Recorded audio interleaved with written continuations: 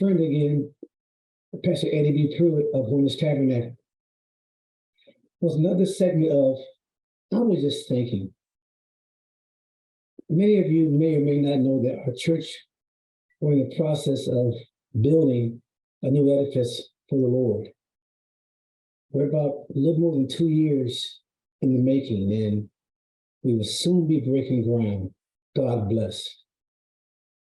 We were moved to do so because where we are currently, 1440 Old Bridge Road, we have outgrown that building, but the footprint was too small for us to renovate or expand. So with the coming road project that was destined to destroy that building, God led us to find more property, and we did. We were blessed to find a piece of property in the Featherstone area. Prior to signing the contract, I called a pastor who was in the area. And I'll give you his name. I have his permission. His name is Pastor Tony Bennett. And the name of his church is Gospel Believers Church. They're on the corner of Featherstone and Walnut Street in Woodbridge. I called him because the land where we were looking to purchase is maybe 3 or 4 blocks from where he is. And I knew him, and out of respect, I wanted to let him know that we were buying land in the area. And upon hearing that, he was happy for us. His words to me were, Pastor Pruitt, our church holds, and he gave me the number, and he says, you can have everybody else.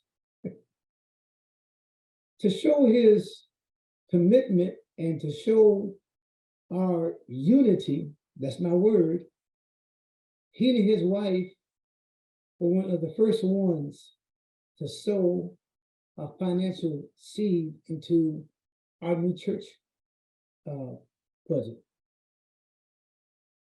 Much to my surprise, a few months later, our church membership, we met on the grounds and we had prayer. And lo and behold, I looked up and there was Pastor Bennett. And I said, how did you know we were going to be here? And his words to me were, Pastor Pruitt, every Sunday when I leave our church, Gospel Believers, I drive by these lots and I pray for your future church. I was floored. I said, God, this is someone that is practicing what I'm preaching, unity. You may have heard in the news, several of the banks as of late were failing.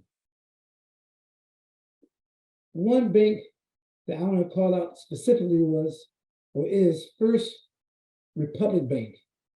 It's on the West Coast. They needed $30 billion, and they received it. But the bailout didn't come from the federal government. The bailout came from 11 other banks, led by Goldman Sachs and Morgan Stanley. When they were asked, why would you bail out a competitor? Those banks said, it's because we know if the public loses faith in the banking system, we will suffer also. I was just thinking, what would happen if pastors didn't see another church as a threat or competition, but they saw that other church as a brother? What would happen if we targeted the devil as our enemy and not one another. I was just thinking, saints, it's time for us to stop talking the talk and walk the walk. How can we say we love God whom we've never seen and we don't love our neighbor? I was just thinking. God bless you.